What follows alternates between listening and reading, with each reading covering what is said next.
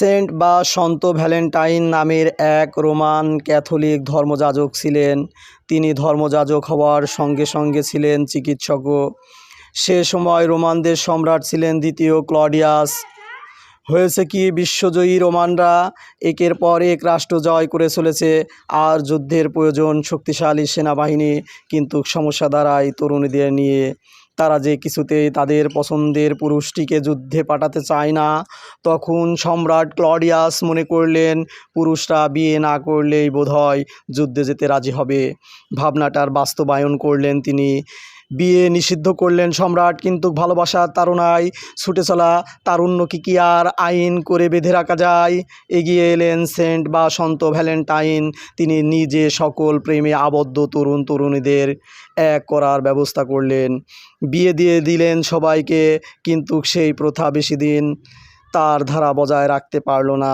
ধরা পড়লেন ভ্যালেন্টাইন। তাকে বন্দি করা হলো, কিন্তু তখন নতুন করে আরেকটা সমস্যা দেখা দিল। তার অনেক ভক্তরাই ভ্যালেন্টাইন্সকে দেখতে কারাগারে যেতেন, দিয়ে আসতেন তাদের অনুরাগের চিহ্ন হিসাবে অনেক ধরনের ফুলের শুভেচ্ছা। তাদের মধ্যে একটি অন্ধ মেয়েও ছিল। শোনা যায় সেন্ট ভ্যালেন্টাইন তার অন্ধ দূর করেন। শুধু যে তার দৃষ্টি ফিরিয়ে দিয়েছিলেন তাই নয়, সঙ্গে মেয়েটির প্রেমে আবদ্ধ হয়ে ধর্মযাজকের আইন ভেঙে তাকে বিয়েও করিয়ে জীবনসঙ্গিনী করেন তিনি।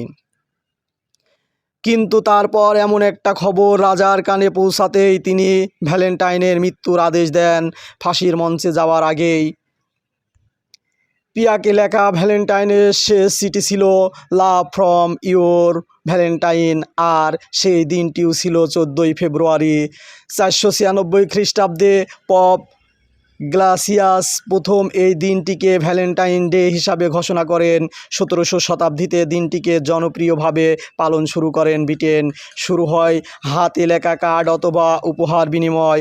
এরপর 1840 সালে বাণিজ্যিকভাবে প্রথম ভালোবাসা দিবসের উপহার তৈরি শুরু করেন এস্থার এ হাউল্যান্ড। উল্লেখ্য, পৃথিবীর সবচেয়ে পুরনো ভ্যালেন্টাইন কার্ডটি সংরক্ষিত আছে লন্ডনের ব্রিটিশ মিউজিয়ামে। এটাই হলো ভালোবাসা দিবসের ইতিহাস।